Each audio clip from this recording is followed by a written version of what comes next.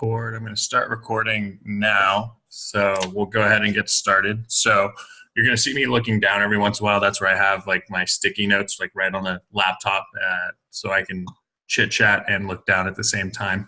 So for me, this talk is about leadership styles, different types of leadership styles. We'll go over a bunch of like different names because you can look online and see a group of names that mean the exact same thing as a group of names over here. And then we'll kind of just ask you guys what you guys think you'll be after I talk about them. And then also I'll bring up like where these ones tend to fit in better or give examples of what situations they fit in well with like what kind of work environments. So that's kind of what we're going to be doing today. So to start off with, if you look online or on some stuff, the first kind of groupings, you'll see two different groupings, and it's transactional and transformational. And these are two real broad topics. Transactional is more like that leader where they kind of have to be there for you to kind of take them seriously, and they almost have to they give you tasks at hand, and then they move on to hopefully get results. And sometimes you get rewarded for finishing all your tasks and stuff like that. So it's kind of like one of those, I'll give you the orders, you complete the orders, and good job from there. And then transformational is a little bit different, where it's the more open-ended, here's what I want done. Let's see if you guys can complete that. Like, here's my vision of what I'm seeing and what I want to get done. And you kind of get left alone. You can ask questions of your boss or whoever your leader, if you want to call him that.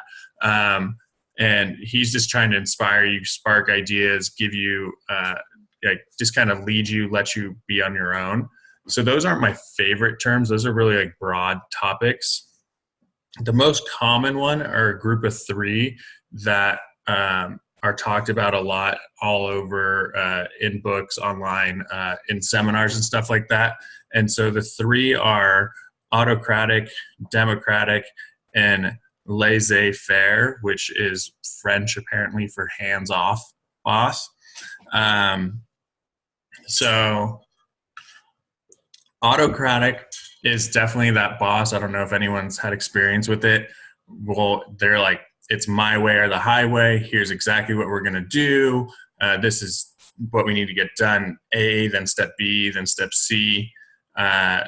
Just do what I say. Don't really look for input from your employees. Don't really look for advice on maybe how you're doing things wrong. And it sounds like I'm speaking really negatively about this, which it can be. You don't really see this nowadays.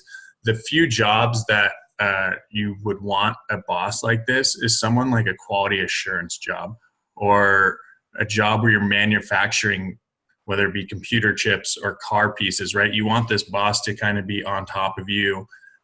You need to make sure that you're that boss that checks over everything, and you want them to have 100% success rate, right? You don't want to have parts that are 75% good. Like, that's not a good number to have in those kind of jobs. So you want it to be 100% done correctly all the time. So it kind of goes into that transactional boss frame, where it's, here are the tasks. Maybe you get a reward for having at the highest success rate or completion rate or whatever rate done in your job. So they kind of set the task like, look, we want you to make 50 of these. Whoever makes the best 50 maybe gets a bonus at the end. So they kind of set the task, give the task, and get the reward. So and like an office setting might not be the best way to do it, right? Where you have employees and you're kind of all doing your own things, and you have this boss just trying to tell you what to do every single day. But in jobs where, quality assurance or productivity really matters, that kind of autocratic, the autocratic is really important to kind of just be the boss man and tell you what to do, almost like the assembly line boss, right? Democratic is now where most bosses are leaning to. They're the ones that, like, the transformational really just, hey, let's have a meeting and let's talk about what's going on. What do we need to do as a group to make sure these tasks get done?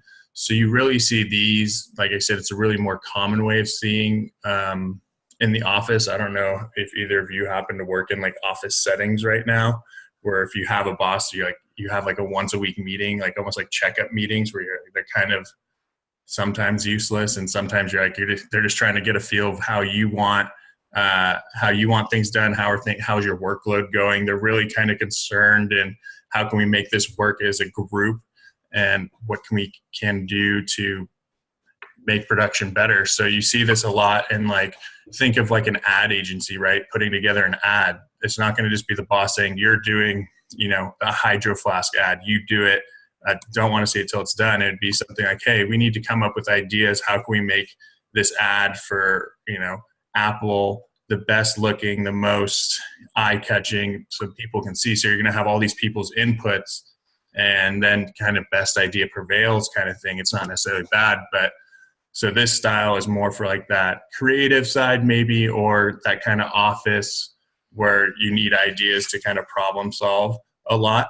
So kind of how can we problem solve? How can we, so like the office I work for the city of Walnut Creek where I live, and I work in our summer camps admin department. So we're always, how do we advertise out to all these, first grade through eighth grade kids to come out to our camps for our city camps? How do we, different ideas. So we're always spitballing ideas, different trips, different themes for camp. So it's never just me or another one of the administrators saying, this is exactly what we're doing all summer long, because it might be cool to me, but it'd be terrible ideas for those kids. So we're always collaborating, meeting once a week, and all this stuff to make sure things are happening on a team-wide basis.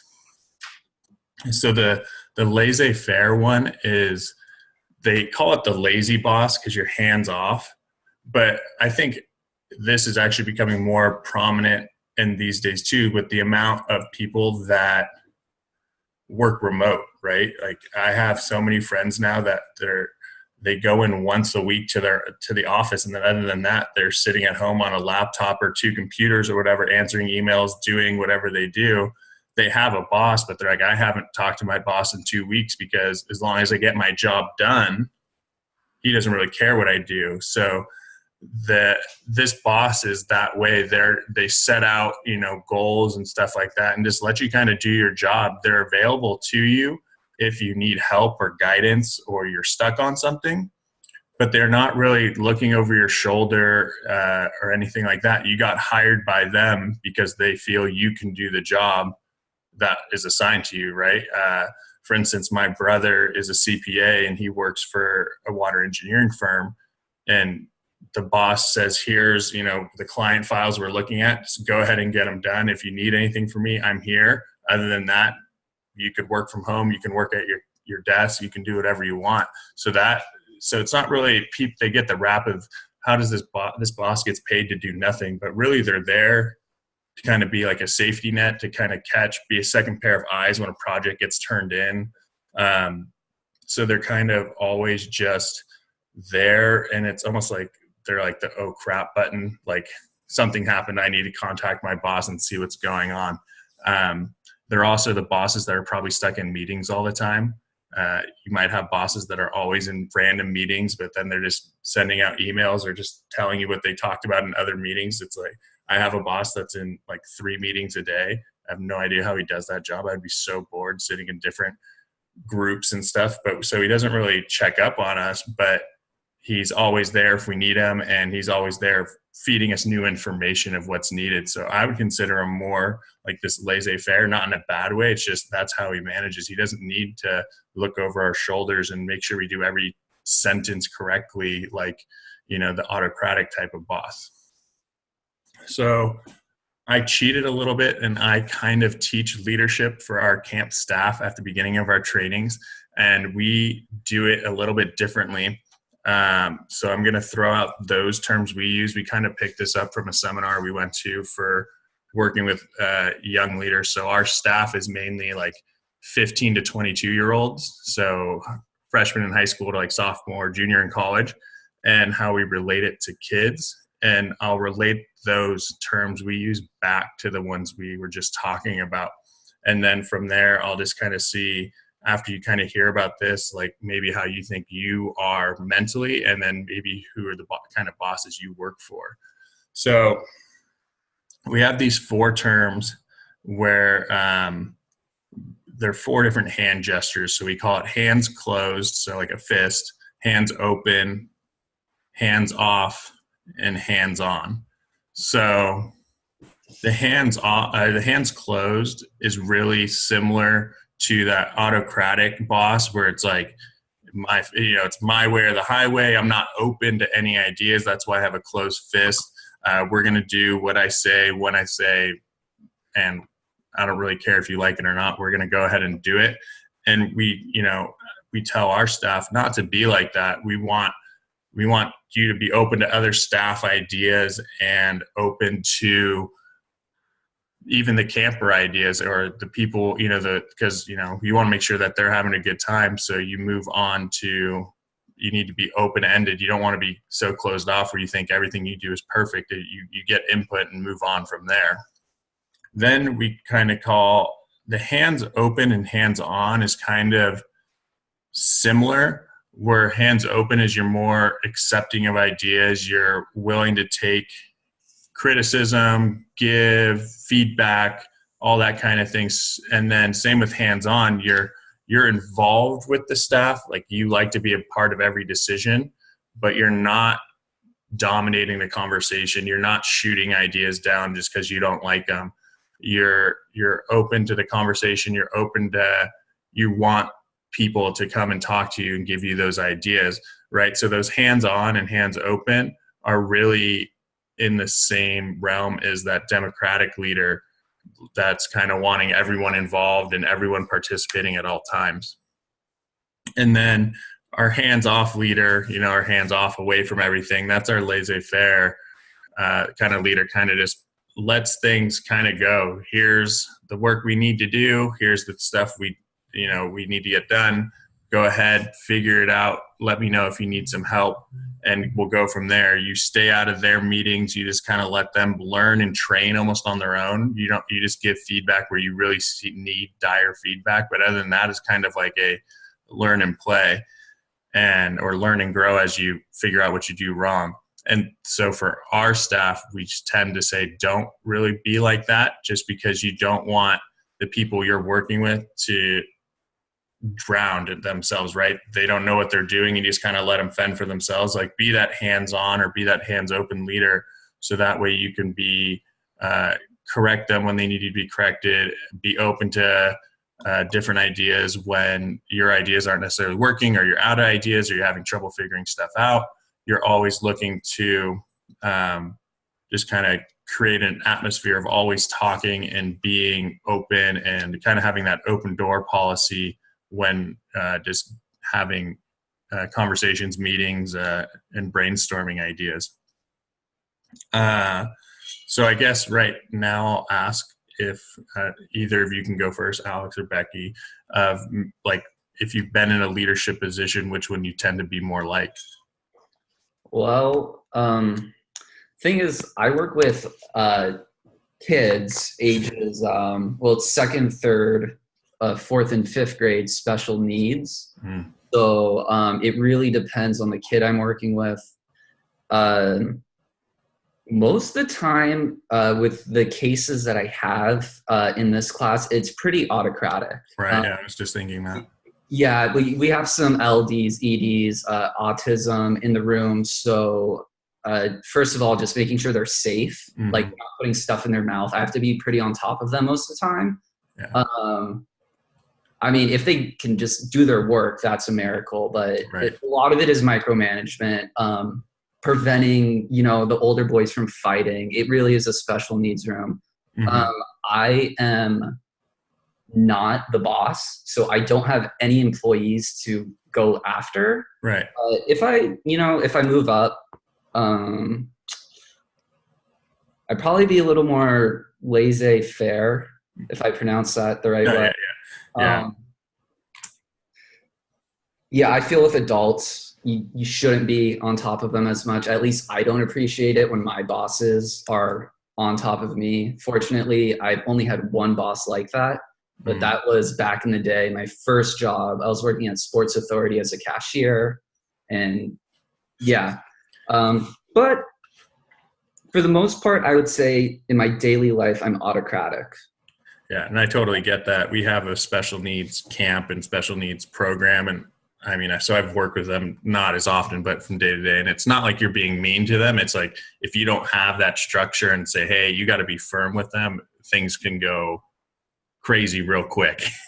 Yeah, definitely. But like each kid is different, and Mhm. some I'm firm with, some I'm really loose with. It really depends on the student themselves. Right. Yeah, of Absolutely. Totally get that. Awesome. Thank you. course. So I am the administrative director for an irrigation management company. So I do like mostly like the HR stuff, but I'm on the executive team, so I don't have anyone under me necessarily, but I kind of manage the executive team. So I think it kind of depends on what I'm doing, what the role is. My HR part is very like by the book, very step by step. I have to go through all the procedures and stuff. So I would say that's very autocratic, but in my managing the managers, I would say I'm more democratic. I have to, get everyone's buy-in, get everyone's feedback to make any kind of like big decision. I do have, so I kind of directly report to the CEO, and I would say he is very laissez-faire for sure. I mean, he just, most of us work remotely. Right. We have a lot of the Zoom meetings like this, and he just kind of lets everyone do their thing until he needs to step in and make a decision.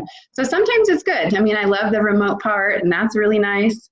But sometimes it's frustrating when everyone's kind of like in 18 different directions, and then he waits so long to kind of rein it in. So Right. there's some good and bad parts for that.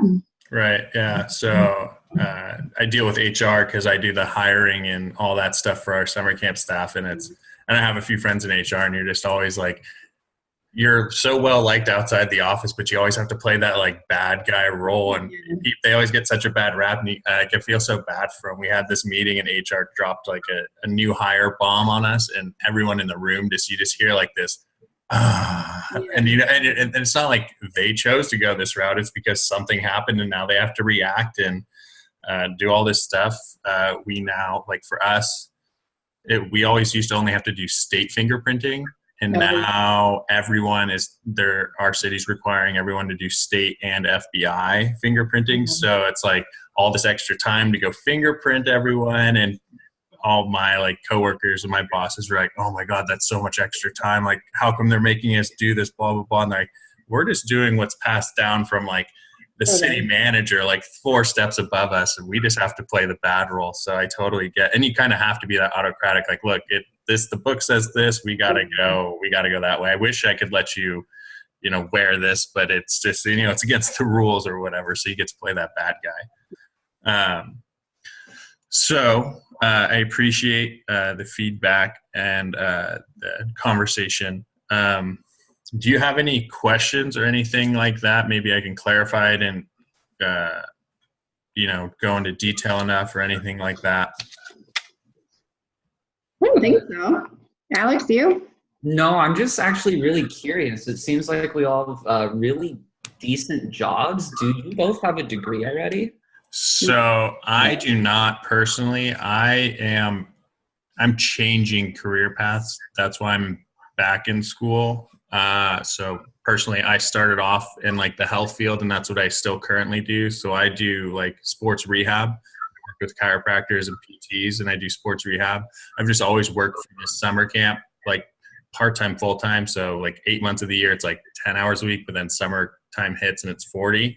Okay. So I've just been working this admin stuff while I've been doing the career, but the health side's getting really tiring and taxing on the body. So it's like I'm transitioning into something else for me. Becky? Yeah, no, I don't have a degree either. I mean, not that I lucked into this job, but I just had enough experience doing other administrative stuff that this position came, and I just interviewed, and I guess it kind of nailed it. But it's always in the back of my head, like, what if something happens to this job? Like, what's going to happen next? Mm-hmm. Totally. Yeah.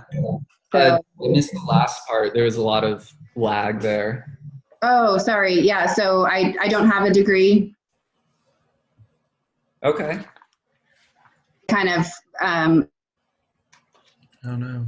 Uh-oh. Lost her again. Yeah, I know. Oh, she's weird. back. No, Can you hear me now? Now yeah, I can hear you. Yeah. Weird. doesn't want you to talk right He now. doesn't. It's like, no more talking, Becky. You talk all day long. No more. Do you have a degree yet, Alex, or this your first? No, this is it right here. So I got started earlier and now I'm finishing up, but Yeah, I've been in college for quite a while. yeah, working while we work. Yeah, change degrees, and that's the thing. Like for me, at least, I've been in school. So I've been in like doing college classes and stuff like that for like 8 to 10 years. So I've gotten like a lot of experience and seeing different leadership styles when it comes to, especially degree programs, like how they treat their students. Like so far, I've loved this class in leadership because all of they like let you know what they want, and then they don't like micromanage you. Like some classes, if you've taken classes where it's like there's so many little time consuming little tasks to do, like you need to read this, then do a quiz, read this. It's like for us, it's here's everything, go, if you have questions, ask. We'll have some big assignments, we'll do this. It can be a challenge sometimes because you're trying to figure it out on your own, but I think that it makes you grow. And both professors so far, if you send them an email, they're pretty responsive pretty quickly within like 24, 36 hours. So that's really nice, because I've had some teachers you email and you never hear from them again. You're just like, well, I guess I'm just going to wing it on this. So anyway, I am going to get going. So that way, Becky, you have a chance to kind of prepare because you're going to get going soon a little bit. So I appreciate. Mine's tomorrow, actually. Oh, is it tomorrow? Okay. I saw the 7 o'clock and I was like, oh shoot, she's like literally right after me. Yeah, no.